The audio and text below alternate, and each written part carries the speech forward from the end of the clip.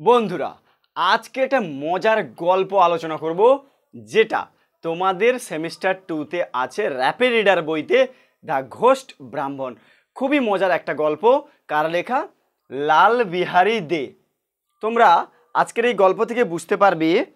দেখো, এত সুন্দর একটা গল্প। আমি একটা এখানে ম্যাপ তৈরি করে রেখেছি, দেখো তোমাদের সুবিধার্থে এগুলো গল্প করার জন্য গল্পের ছলে পড়বো। তো এই যে ঘোস্ট ব্রাহ্মণ মানে কি, যে একজন ভূত ব্রাহ্মণ, এই গল্পের নাম। কার লেখা? লাল বিহারী দে। তো আমরা গল্পটা শুরু করার আগে একবার ক্যারেক্টার, কোন কোন চরিত্র এখানে আছে সেগুলোকে আমরা একবার জেনে নেব। তো তার আগে বলে রাখি, যদি আমার চ্যানেল নতুন হও অবশ্যই সাবস্ক্রাইব করে পাশে থাকা বেল আইকন করতে একদম ভুলবে না। আর যদি আমার চ্যানেল নতুন হয়ে থাকো অবশ্যই তোমাদের একবার স্বাগত জানাই, ভালো লাগবে বন্ধুর সঙ্গে শেয়ার করো। এবং কিন্তু প্রথম কথা, স্কিপ না করে পুরোপুরি ভিডিও কমপ্লিট করো, বুঝতে পারবে গল্পটা তাহলে। ঠিক আছে, দেখো ক্যারেক্টার কি আছে, ক্যারেক্টারগুলো একটু ভালো করে খেয়াল করো। প্রথমেই আছে, দেখো এখানে আমি লিখেছি আসল ব্রাহ্মণ, সম্পূর্ণ বাংলায় আলোচনা করছি কিন্তু সুবিধা খুব।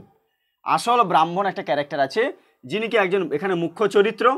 একজন গরিব ব্রাহ্মণ, মায়ের সাথে থাকতো, বিয়ের খরচ এবং যৌতুক দেওয়ার জন্য বিপর্যস্ত, মানে পর্যাপ্ত ছিল না তার কাছে, চিন্তায় ছিল খুবই, এরকম আসল ব্রাহ্মণ। আর কি ছিল? তিনার ব্রাহ্মণের মা আছে, আর ওই পরিবারে ব্রাহ্মণের বিবাহিতা স্ত্রী আছে।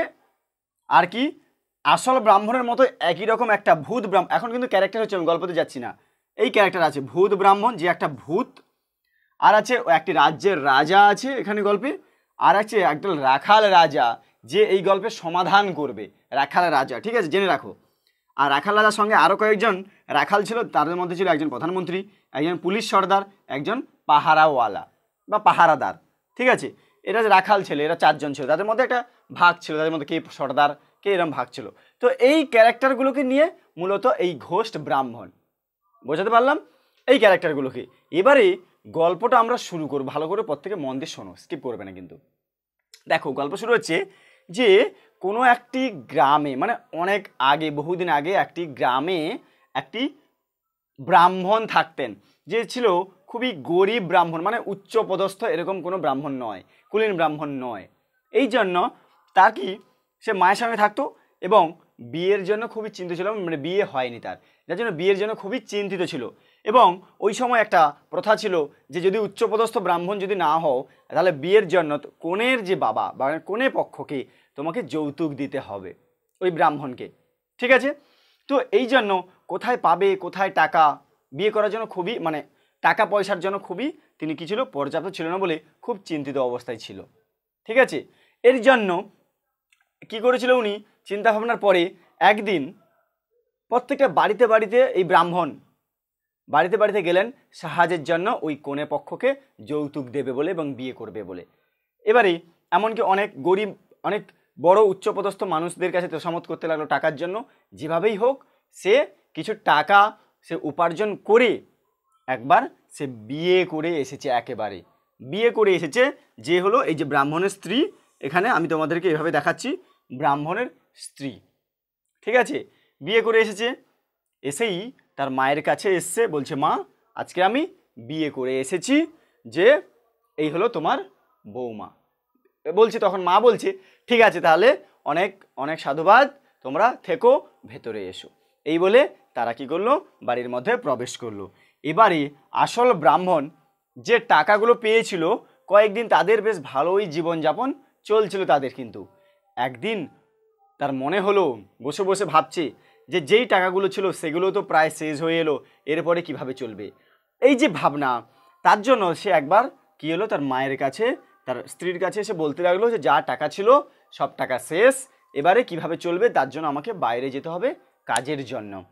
তখন সবাইকে বিদায় জানিয়ে, ব্রাহ্মণের মা এবং তার স্ত্রীকে জানিয়ে আসল ব্রাহ্মণ বাড়ি থেকে বেরিয়ে যাচ্ছেন তার উপার্জনের জন্য, মানে কাজের জন্য চলে যাচ্ছেন।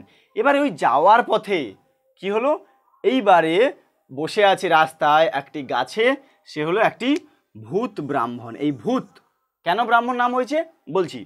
তাহলে ওই ভূত ব্রাহ্মণ এতক্ষণ ধরে সব কিছু লক্ষ্য করেছে এবং এই আসল ব্রাহ্মণকে ফলো করেছে। ঠিক আছে, এবারে এই আসল ব্রাহ্মণ চলে যাওয়ার পরে ভূত ব্রাহ্মণ কি করলো, ঠিক আসল ব্রাহ্মণের রূপে একই রূপ নিয়ে এলো কোথায়, ব্রাহ্মণের মায়ের কাছে, স্ত্রীর কাছে এসে মানে তাদের বাড়িতে, আসল ব্রাহ্মণের বাড়িতে বসবাস করতে শুরু করলো। ঠিক আছে, এবারে এরা কেউ কোনো কিছু মানে আর কিছু মনে করলো না, কারণ একই রকম দেখতে। শুধুমাত্র ব্রাহ্মণের স্ত্রী জিজ্ঞাসা করেছিল যে তুমি এখন আসবে না বলে কাজে চলে গেছিলে, আবার চলে এলে হঠাৎ। তখন বলছে যে যে আজকের এটা একটা ভালো দিন নয়, ভালো দিন দেখে আমি যাব এবং কিছু টাকা আছে যেটা সেটা নিয়ে এখন চলে যাবে। এই বলে তারা কিছু মনে করলো না, তারা সত্যি ভালোভাবে জীবনযাপন করতে লাগলো। কি এবার দেখা যাবে আসল ব্রাহ্মণ একদিন বাড়ি ফিরে এসেছে। এই বাড়ি ফিরে আসায় সে যখন দেখলো তারই মতন আরেকজন ভূত ব্রাহ্মণ তাদের বাড়িতে তাদের সঙ্গে একজন পরিবারে বসবাস করতে শুরু করেছে, তখন আসল ব্রাহ্মণ এই ভূত ব্রাহ্মণকে বলছে যে আমিই তো এই বাড়ির মালিক, তুমি এখানে কি করছো। এবারে সবাই যখন তার মা তার স্ত্রী সবাই এলো, আসল ব্রাহ্মণের কথা বলছে, তখন ভূত ব্রাহ্মণ বলছে আমি এতদিন ধরে আছি এখানে বাস করছি, আর তুমি কোথা থেকে এসছো বা আপনি কোথা থেকে এসছেন এসে বলছেন যে আমি এই বাড়ির মালিক। এবারে একদম সবাই তো কনফিউশন হয়ে গেছে যে কে তাহলে আসল ব্রাহ্মণ। এবারে কি হলো, আসল ব্রাহ্মণ যে মনের দুঃখে কি করলো, বাড়ি থেকে বেরিয়ে গেল। কোথায় না, রাজার কাছে নালিশ করবে বলে। এই রাজার কাছে যখন সে প্রস্তাব দিতে গেল, রাজামশাই মানে কাছ থেকে কোনো তখন রিপ্লাই পাচ্ছে না, কারণ এই আসল ব্রাহ্মণ আর ভূত ব্রাহ্মণকে নিয়ে যাওয়া হলো রাজসভায়। যখন দেখলো দুজনকেই একই বিচার বুদ্ধি কোথায় হারিয়ে গেছে রাজার, তখন কি করবে বলছে পরের দিন, আবার নেক্সট দিন, পরের দিন এসো, এই বলে প্রত্যেক দিন আসল ব্রাহ্মণকে ডাকতো, কিন্তু কোনো সে বিচার পেত না, চলে যেত এবং কিছু যাওয়ার পথ দিয়ে প্রত্যেক দিন একটা পথ দিয়ে যেত এবং কান্নাকাটি করে করে যেত তার আসল বিচার পাওয়ার জন্য, কিন্তু পাচ্ছে না, প্রত্যেক দিন সেইভাবে রাজার কাছে যেত। এবারে ওই সময় যখন এই আসল ব্রাহ্মণ প্রত্যেকদিন পথ দিয়ে যেত, ওই সময় কিছুটা দূরে মাঠের দিকে এক রাখাল রাজা তার সমস্ত সাথীরা মানে সমস্ত রাখাল 4 জন, এরা কি করছিল প্রত্যেকদিন সেখানে রাখাল মানে তারা কি করে খেলাধুলো করতো, রাখাল যারা যেভাবে যা কাজ করে, তারা লক্ষ্য করেছে যে আসল ব্রাহ্মণ কান্নাকাটি করে প্রত্যেকদিন বাড়িতে ফেরে, ব্যাপারটা কি। এই বলে রাখাল রাজা কি করলো, এই পাহারাওয়ালা অর্থাৎ এই রাখাল রাজার মধ্যেই একজন ছিল প্রধানমন্ত্রী, একজন পুলিশ আর একজন ছিল পাহারাওয়ালা, এদের তাদের মধ্যে একটা ভাগ হয়ে থাকতো যে সর্দার। এই পাহারাওয়ালাকে পাঠালো, বলছি এই আসল ব্রাহ্মণকে একবার ডেকে নিয়ে আসো এখানে। বলতে ব্রাহ্মণ বাবু কি করলো, রাখাল রাজার কাছে গেল, গিয়ে তাকে সমস্ত ঘটনাটা খুলে বলায় বলল যে রাখাল রাজা বলল আমি সমস্ত তোমার এই সমস্যার সমাধান করে দেব, তবে যে একটা পারমিশন নিয়ে আসতে হবে, কি রাজার কাছ থেকে একটা পারমিশন নিয়ে আসতে হবে যে আমি এই সমস্যা সমাধান করে দেবো। বলতে আসল ব্রাহ্মণ সঙ্গে সঙ্গে তড়িঘড়ি করে রাজার কাছে গেল, রাজার কাছে গিয়ে বিষয়টা বলল যে রাখাল রাজা আমার এই সমস্যা সমাধান করে দেবে।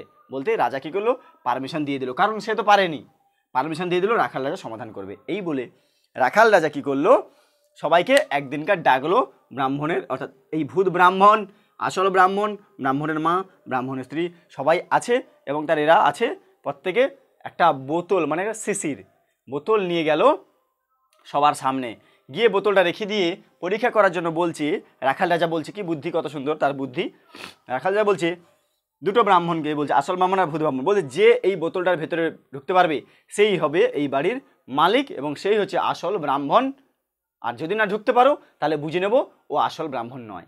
একটু চালাকি করে রাখাল রাজা এটা বললো যে যদি না বোতলে ঢুকতে পারো তাহলে আপনি তাহলে এই বাড়ির মালিক নয়, আপনাকে চলে যেতে হবে, আসল ছেড়ে চলে যেতে হবে। এবারে আসল ব্রাহ্মণ বলল আপনি এটা কি বলছেন, কোনো মানুষ কি পারে নাকি এরকম বোতলের ভেতরে প্রবেশ করতে। বলছে আপনি যদি না পারেন তাহলে আপনি এই বাড়ি ছেড়ে চলে যাবেন, এবারে আপনি মালিক নন। এই বলে তখন ভূত ব্রাহ্মণের মাথায় এসছে তাহলে আমি তো পারবো ওই বোতলটার ভেতরে প্রবেশ করতে, তাহলে কিন্তু ভূত ব্রাহ্মণটা তখন একটা মানে একটা হঠাৎ মাত্র একটা কি হয়ে গেল, কার্টুন টাইপের একটা বায়বীয় বস্তুর মতো হয়ে গেল, হয়ে বোতলের মধ্যে প্রবেশ করে গেল।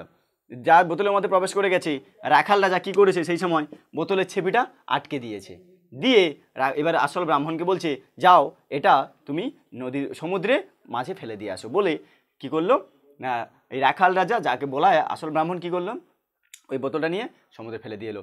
তখনই রাখাল রাজা বলল এবারে আসল ব্রাহ্মণ কে আপনি পরিচয় পেলেন, এবং তখনই গল্পের সমাপ্তি ঘটে। আসল ব্রাহ্মণ যে ছিল সে তার বাড়িতে আবার পৌঁছলো, তার ব্রাহ্মণের মা এবং স্ত্রী সবাইকে নিয়ে তারা আবার তাদের বাড়িতে ফিরে গেল। এইভাবে গল্পের সমাপ্তি ঘটল।